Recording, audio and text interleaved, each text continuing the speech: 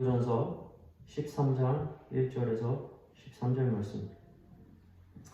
찾으신 줄 알고 제가 읽겠습니다.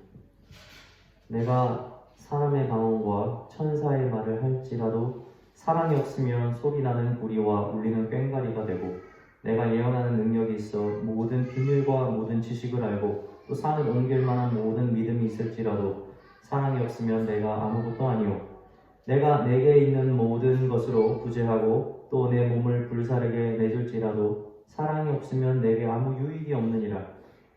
사랑은 오래 참고, 사랑은 온유하며 시기하지 아니하며, 사랑은 자랑하지 아니하며 교만하지 아니하며 우레히 행하지 아니하며 자기의 유익을 구하지 아니하며 성내지 아니하며 악한 것을 생각하지 아니하며 불의를 기뻐하지 아니하며 진리와 함께 기뻐하고 모든 것을 참으며 모든 것을 믿으며 모든 것을 바라며 모든 것을 견디느니라. 사랑은 언제까지나 떨어지지 아니하되 예언도 패하고 방언도 그치고 지식도 패하리라. 우리는 부분적으로 알고 부분적으로 예언하니 온전한 것이 올 때에는 부분적으로 하는 것이 패하리라. 내가 어렸을 때에는 말하는 것이 어린아이와 같고 깨닫는 것이 어린아이와 같고 생각하는 것이 어린아이와 같다가 장성한 사람이 되어서는 어린아이의 일을 버렸노라. 우리가 지금은 거울로 보는 것 같이 희미하나 그때에는 얼굴과 얼굴을 대하여 볼 것이요, 지금은 내가 부분적으로 아나 그때에는 주께서 나를 아신 것 같이 내가 온전히 알리라. 그런즉 믿음, 소망, 사랑 이 세 가지는 항상 있을 것인데 그 중에 제일은 사랑이라. 아멘. 세상에서 하는 사랑 중에 가장 힘든 사랑이 뭔지 아십니까? 나는 사랑하는데 상대방이 사랑하지 않는 것도 힘들 수는 있어요. 그러나 그럼에도 사랑은 끊지 않습니다. 계속 사랑할 수 있어요. 그런데 이런 사랑, 사랑하지 않는데 사는 사랑이에요. 이게 모순적이긴 한데 실제로 이런 사랑이 있을 수 있다는 겁니다. 나는 이 대상을 사랑하지 않는데 사랑을 한다는 거예요. 그리스도인들에게 이 사랑을 실천하는 일은 매우 중요한 일입니다. 그러나 사랑이 없이 실천만 남게 되는 것, 그것이 바로 무엇이라고요? 내가 이 사람을 사랑하지 않으면서 사랑을 하는 형태를 가지고 있는 걸 이야기를 하는 겁니다. 실천만이 남는 거죠. 본질이 남지 않고요. 오늘 성경에 드러난 사랑이 바로 그런 사랑인 겁니다. 한번 다시 읽어볼까요? 1절부터 3절. 내가 사람의 방언과 천사의 말을 할지라도 사랑이 없으면 소리나는 구리와 울리는 꽹과리가 되고, 내가 예언하는 능력이 있어 모든 비밀과 모든 지식을 알고 또 산을 옮길 만한 모든 믿음이 있을지라도 사랑이 없으면 내가 아무것도 아니요, 내가 내게 있는 모든 것으로 구제하고 또 내 몸을 불사르게 내줄지라도 사랑이 없으면 내게 아무 유익이 없느니라. 지금 여기서 열거되는 모든 행위들은 사실은 제자들이 해왔던 겁니다. 제자들이 보여줬던 능력이고요. 그리고 또 제자들이 가졌던 믿음이고요. 그리고 예수 그리스도께서 십자가에 못 박히면서 죽은 그런 죽음을 생각하게 하는 구절이죠. 다시 말하면 예수 그리스도와 제자들이 행했던 이 땅의 모든 일들이 만약 사랑이 없다면 아무 의미가 없다는 걸 지금 성경은 이야기하고 있는 겁니다. 우리가 만약에 사랑이 없이 이러한 실천만 남게 된다면 여러분, 우리는 진짜 그리스도인으로 살기 힘들 겁니다. 매 순간마다 버겁고 매 순간마다 부담스럽고 매 순간이 그냥 고통스러운 거예요. 사랑 없으면서 사랑을 하는 일만입니다. 밀양이라는 한국 영화가 있습니다. 전두현 씨의 주연으로 나온 영화인데 그 여자 주인공이 남편 없이 홀로 자식을 키우면서 밀양으로 가게 됩니다. 그곳에서 이제 정착을 하면서 이웃들과 친하게 지나게 되면서 이제 서서히 적응을 하는데 아들이 납치 유괴가 된 거예요. 나중에 알고 보니까 그 범인이 자기가 의지했던 이웃 중 한 명인 겁니다. 그렇게 아들이 죽게 되었어요. 나중에 그 범죄자가 잡혀서 감옥에 가게 되고 이 여자 주인공은 홀로 남아서 인생을 살아가게 되는데 그때 예수님을 영접해서 이제 이 여자가 기쁨을 얻고 마음의 평안을 누려요. 나중에 이 여자가 그 감옥에 있는 자신의 아들을 죽인 그 범죄자가 생각이 난 거예요. 자신의 이웃이. 그래서 자신의 그 용서받은 하나님의 용서를 기억하고 이 사람을 용서하기 위해서 그 감옥으로 직접 가게 됩니다. 그런데 그 감옥에서 그 범죄자가 이렇게 얘기하죠. 나도 여기서 예수님을 믿고 당신이 믿는 예수님 나도 믿고 나도 이제 여기서 용서받고 구원을 받았다라는 말을 딱 듣게 되는 거예요. 그럴 수 있죠. 그렇죠. 그럴 수 있어요. 그런 일이 있을 수 있습니다. 나도 구원을 받아서 기쁘지만 내 원수가 구원을 받은 거예요. 그런데 여기서 이제 주인공이 너무 화가 난 겁니다. 나도 아직 용서하지 않았는데 어떻게 당신이 이 사람을 용서할 수 있습니까? 라는 그 마음 때문에 이제 이 여자 주인공이 계속해서 하나님을 의도적으로 대적하는 일들을 벌이게 되는 것. 그런 영화입니다. 저는 이 여자 주인공이 하나님을 만나서 누린 평화가 거짓이라고 생각하지 않아요.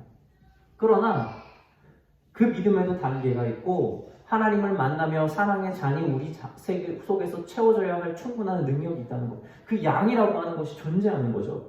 여러분, 우리에게서 하나님께 받는 사랑의 잔이 넘쳐날 때에야 비로소 그 잔에 넘치는 것으로 다른 사람의 잔을 다시금 채워줄 수 있는 거죠. 그렇게 사랑의 본질을 우리가 깨달아서 알지 않는 상태에서 우리의 잔이 넘치지 않는 상태에서 우리에게 만약에 사랑의 행위만 남아서 우리에게 하나님의 계명만 남아서 우리가 그것을 행하고 살아야 된다면 여러분 이것처럼 무거운 짐은 없다는 겁니다. 차라리 저는 이렇게 말씀드리고 싶어요. 만약에 우리 안에서 잔이 차지 않은 상태에서 사랑을 행해야 된다면 그냥 차라리 사랑을 행하지 않는 편이 저는 낫다고 생각을 합니다. 그러면 적어도 자기가 모자란 능력과 나의 부족한 사랑을 하나님 앞에 고백할 수 있는 기회라도 얻을 수 있잖아요. 마치 나는 하나도 죄가 없으니까 아이고 회개할 게 없구나 마음이 편한 것보다 차라리 내가 죄를 가진 상태에서 주님 앞에 나의 부족함을 내려놓는 것이 더 나은 삶인 것처럼 차라리 나한테 사랑이 없다면 여러분 사랑을 또 인정하고 내가 아직 부족하다는 걸 내려놓고 주님 앞으로 더 가까이 가는 시간을 가지는 것이 우리에게는 더 중요하다는 겁니다.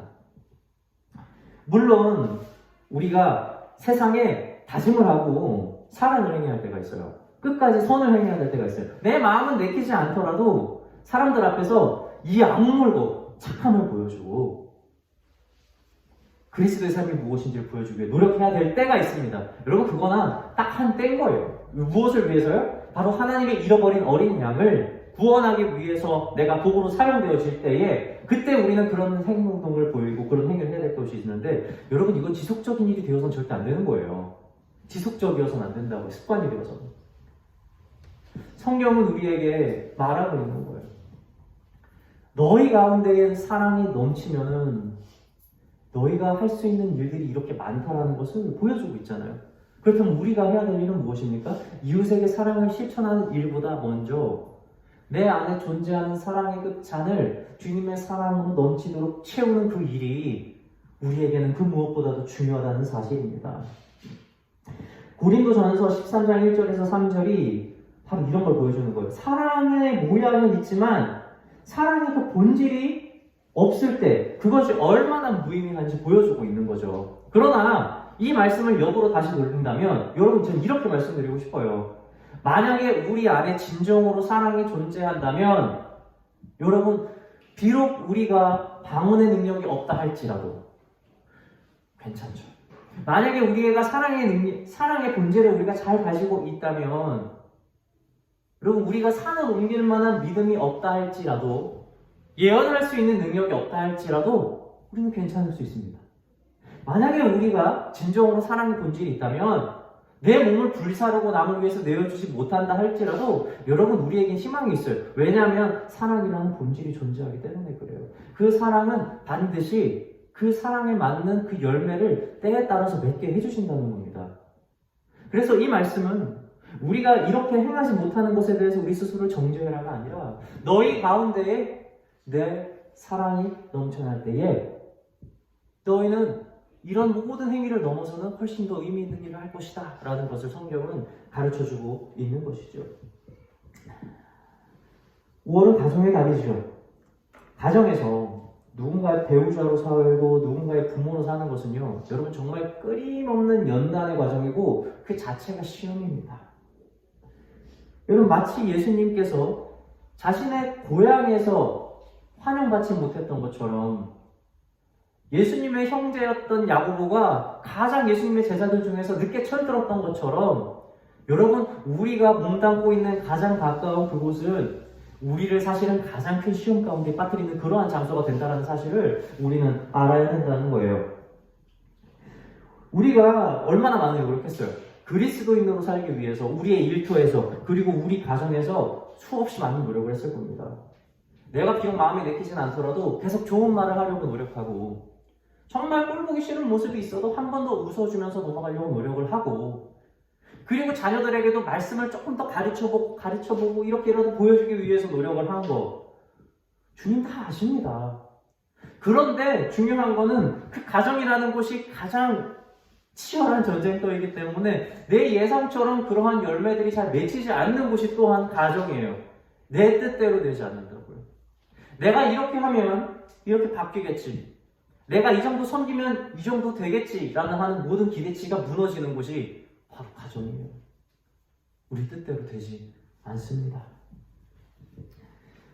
그리고 내가 그렇게 노력한다고 해서 막 가족들이 막 나를 인정해주고 칭찬해주고 그러한 일들이 거의 일어나지 않는 것이에요.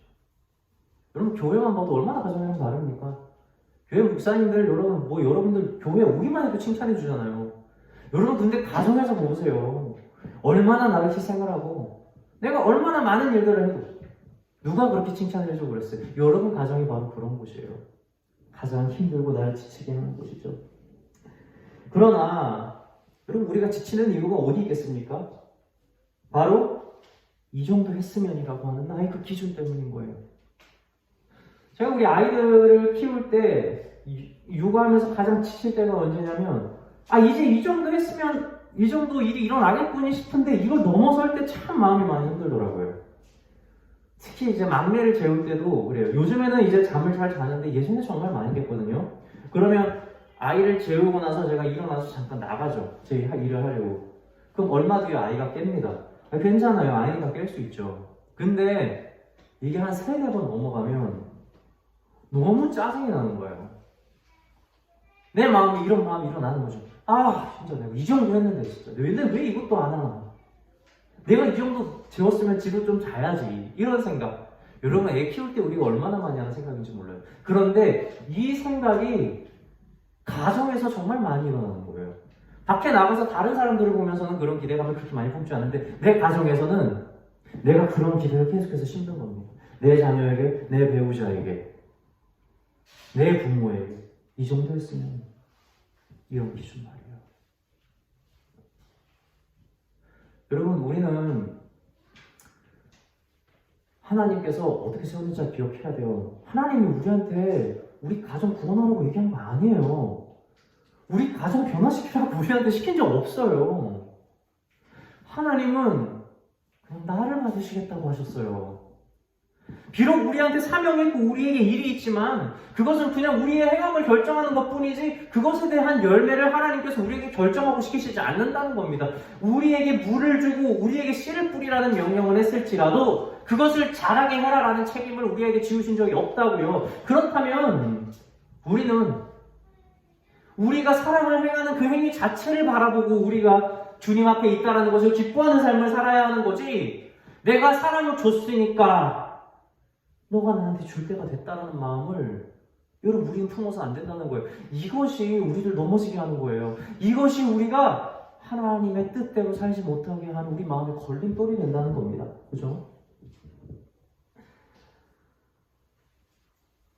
하나님께서는 잘하지 않는 거 보면서 실망하시는 분이 아니에요. 그분은 잘하든 말든 내 자녀가 내 뜻대로 사는 걸 보고 기뻐하시고 칭찬하시는 그런 분이라는 겁니다. 그렇게 본문 말씀을 바라볼 때 비로소 우리는 사랑과 믿음의 형태를 완전히 벗어나서 그 사랑의 본질인 예수 그리스도에게 집중할 수 있고요. 비로소 가정에서 열매를 바라보는 시선을 돌려서 오로지 주님께로 집중할 수 있게 되는 겁니다.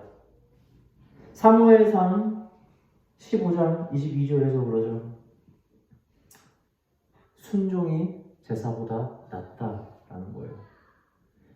하나님께서는 제사라는 모든 결과물로 보고 율법을 지키는 그 모든 것보다 무엇을 본다고요? 순종. 열매가 어떤지 상관없이 하나님의 뜻을 따르는 그 제자 한 명을 보고 기뻐하신다는 겁니다. 여러분, 가정에, 여러분, 우리 주변에 모든 일들이 어렵게 일어나도, 내 예상과 다르게 일어나도, 여러분, 그거 보지 마세요. 우리가 봐야 될 것, 과연 오늘 나는 주님께 합당한 삶을 살았는가? 내 안에는 주님의 사랑이 넘쳤는가? 여러분, 그거 외에는 이 땅에서 우리가 할 일이 없다는 겁니다. 이 말씀 더 보겠습니다. 우리 고린도전서 13장 4절부터 7절을 한번 볼게요. 고린도전서 13장 4절에서 7절 말씀.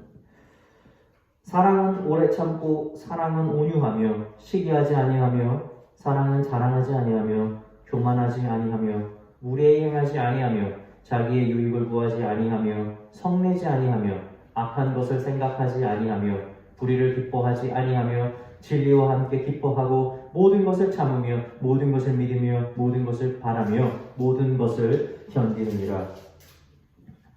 지금 사랑이라고 하는 것을 주어로 두고 이야기를 서술해 나가고 있습니다. 사랑이 어떻게 하는지 말이에요. 그런데 사실은 이 말씀을 보면서 이 모든 성품을 가지고 있는 분이 떠오릅니다. 누구죠? 바로 예수 그리스도입니다. 그래서 사랑을 예수 그리스도로 바꾸면 우리에게 이 말씀은 너무나도 쉽게 이해가 되는 것이죠. 우리가 사랑을 하면서 산다는 것은 그래서 우리가 어떻게 사는 거냐면 사랑의 열매를 맺으면서 산다는 것은 우리가 어떤 삶을 사는 것이냐면 바로 예수 그리스도의 삶을 그대로 따라서 사는 그러한 삶을 살아가는 걸 이야기를 합니다. 그리고 그렇게 사는 사람들을 뭐라고 말하냐면 바로 그리스도인이라고 이야기를 해요. 이 안디옥 교회에서 처음으로 그런 말을 듣게 되는 겁니다. 제자들이 그리스도인이라 일컬음을 받게 되었다라는 거죠. 자기가 예수님을 따라가니까 나는 예수 그리스도의 제자입니다 라고 말하면서 사는 것이 아니라 일컬음을 받는 거라고요. 세상에 있는 다른 사람들이 그 사람들의 삶을 보면서 저 사람 정말 예수님 같다 라는 말을 해주는 것이 그리스도인으로 일컬음을 받는 삶이라는 겁니다. 그래서 우리의 삶의 가장 궁극적인 목표는 세상으로부터 이러한 칭찬을 듣는 거예요. 야, 이 사람은 정말 예수님 같다. 이 사람을 보니 예수님이 떠오르는구나. 여러분, 그 말의 유래가 그리스도인이라는 것을 기억하시기 바랍니다.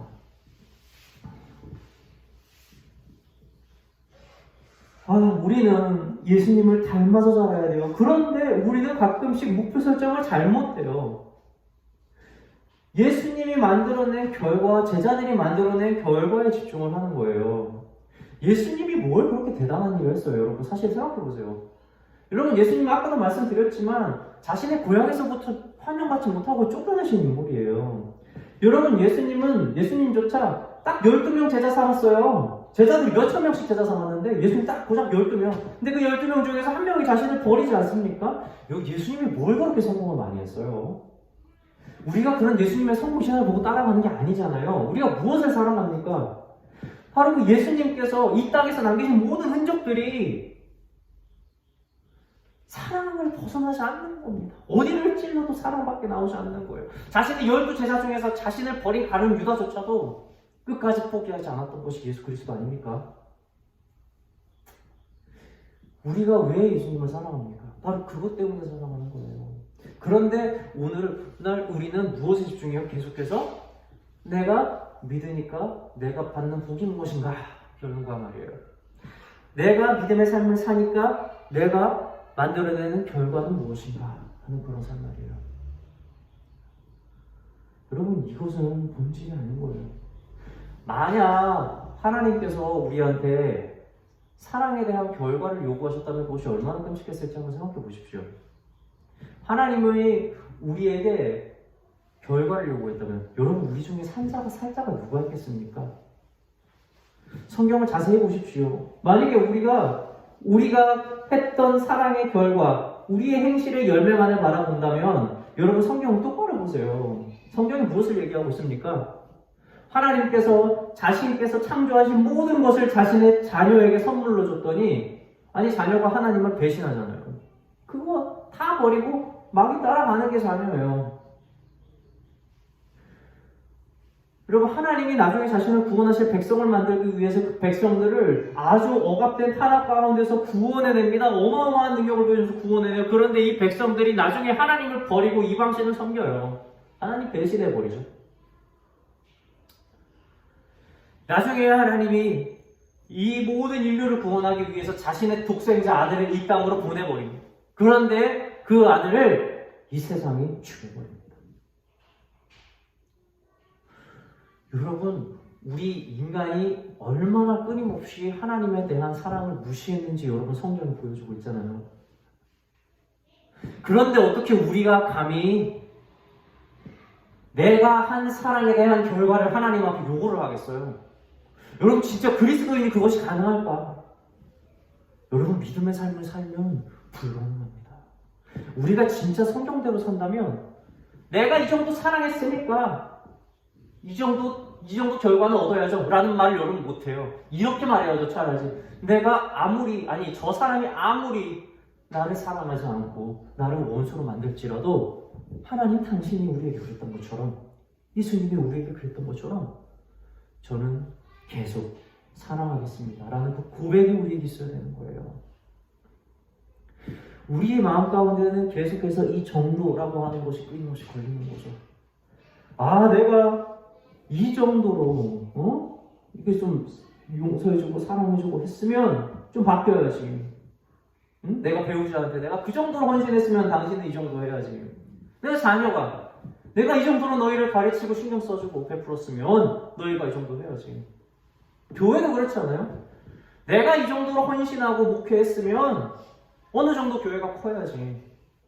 여러분, 이것이 진짜 정상적인 마음일까? 절대 그렇지 않습니다. 여러분, 사랑은 이것을 알게 해줘요. 이 모든 것이 화물이라는 것을. 하나님이 언제 우리에게 교회를 키우라고 그랬어요? 언제 우리에게 영혼 구원이 본질이라고 했어요?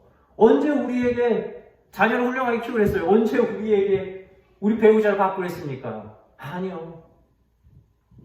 하나님은 언제나 우리를 받으시는 분이었어요. 우리 자신은 말이에요. 그리고 우리가 그분 앞에 설 때에 그분은 우리를 기뻐하신다는 거예요. 여러분, 그것이 본질이죠. 그리고 그렇게 서는 사람이야말로 하나님의 사랑의 본질을 깨닫고 그 안에서 기뻐하는 삶을 누리고 그 안에 자신의 비어져 있던 사랑의 잔이 넘쳐서 정말 다른 사람을 사랑하는 능력이 넘쳐서 흘러나오게 되는 겁니다. 이것이 바로 그리스도인의 삶이라는 거예요. 그래서 믿는 자들은 때에 따라서 살아요. 하나님께서 어느 때에 따라서는 우리에게 넘치는 걸 주시죠. 그럴 때 우리가 뭘 해야 되겠어요? 감사하면 됩니다. 감사하고 누리세요. 그런데 때에 따라서 하나님이 내 기대랑 모든 것들을 다르게 나의 것을 앗아가실 때가 있어요. 다 빼앗아 가시는 거죠. 그럴 땐 뭘 해야 될까요? 그럴 때도 기뻐하세요. 감사하세요. 얻는 대로 기뻐하는 겁니다. 하나님이 나에게 준 무엇이 복이 아니라 나와 함께 계신 하나님 그분 자체가 복이니까 그렇게 할 수 있는 거예요.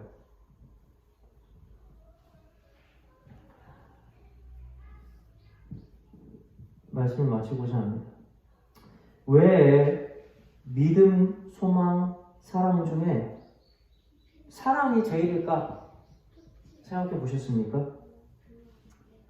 왜냐하면 믿음과 소망과 사랑은 이 세 가지는 우리가 이 땅에서 살아가면서 가져야 할 가장 근본적인 마음이에요.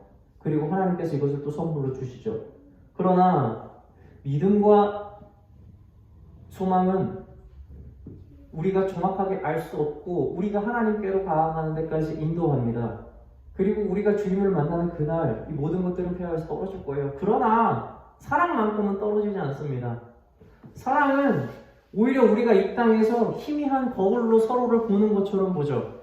이 성경에서 거울이라고 이게 희미하게 나왔는데 그 당시에 있는 철제 거울은 봐도 흐릿하게 보여서 잘 안 보였기 때문에 그래요. 우리가 주님을 지금 그렇게 보고 있다는 거예요. 그런데 우리가 마지막 날에는 우리가 그 주님을 대면해서 보던 날이 오는데 그 대면에서 우리가 주님을 보는 바로 그날 우리가 모든 것을 알게 된다라고 해요. 우리가 알게 되는 그 모든 것이 무엇이겠습니까? 바로 사랑의 본질이신 그 하나님, 곧 그 진정한 사랑을 완전히 깨닫는 그 날이 우리에게 온다는 거예요. 여러분 천국을 왜 가고 싶으세요? 천국 가면 금은보화가 넘쳐서? 천국 가면 고통이 없어서? 천국 가면 사람들이 다 착해서? 죄가 없어서? 아니요. 그리고 천국을 우리가 소망하는 이유는 이 소망 때문이에요. 참 사랑이신 그 하나님의 그 온전한, 그 티끌 하나 없는 그 완전한 사랑을 우리가 깨달을 수 있는 날이 바로 그날 오기 때문에 그래요. 우리가 주님을 대면해서 그분을 아는 바로 그 날이 오기 때문에 그렇습니다. 그래서 성경에서는 우리가 이렇게 한다고 나와요. 천국에 그날 가면 우리가 하나님을 영원히 찬양할 거라고 그래요. 천국에 가서 하는 일이 고작 찬양밖에 안 돼요 라고 생각을 하겠지만 여러분 천국에 가서 할 일이 찬양밖에 없는 거예요. 왜 그렇습니까?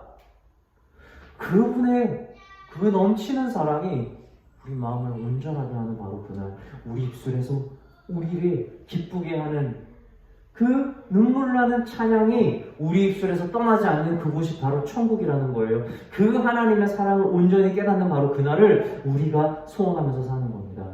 여러분 성경은 하나님께서 인간에게 자신의 잠깐의 일부를 드러낸 거예요. 자, 너희 봐라. 내 일부를 잠깐 보여줄게. 그런데 그 티끌만한 사랑만 보더라도 우리가 하나님 앞에 완전히 무너지는 겁니다. 그런데 하나님의 사랑을 우리가 온전히 아는 그날 과연 우리는 어떨까? 여러분 이건 엄청난 기쁨의 충만함입니다. 이 땅에서 누릴 수 없는. 성경에서는 하나님을 구약해서 대면해서 얼굴을 마주보고 산 자가 없다고 이야기를 합니다. 가장 가까이에서 본 사람이 모세지만 모세조차도 하나님이 지나가는 뒷모습만 보잖아요. 저는 그렇게 생각했어요. 왜 하나님을 본 자 중에 산 자가 없을까? 왜 하나님의 얼굴을 보면 왜 하나님은 죽이실까라는 생각을 했어요. 그런데 알 것 같더라고요. 사랑의 관점에서는.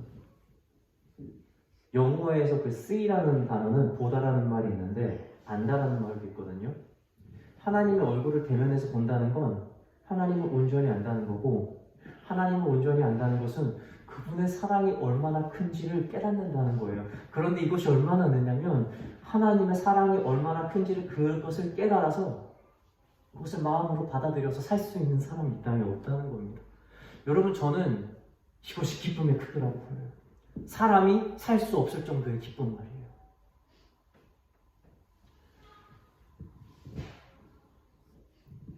사랑하는 성도 여러분, 우리는 비록 거울을 통해 보듯이 사랑을 보며 그럼에도 불구하고 우리를 그것이 온전하게 하며 그것이 이웃을, 원수를 사랑할 수 있는 사랑까지 나아가게 합니다. 주님의 사랑을 통해서 우리의 사랑을 넘치고요. 그리고 그 넘치는 사랑을 이웃에게 베풀 때 우리가 또 그 사랑을 통해서 우리 주님의 사랑을 바라보게 된다는 거예요.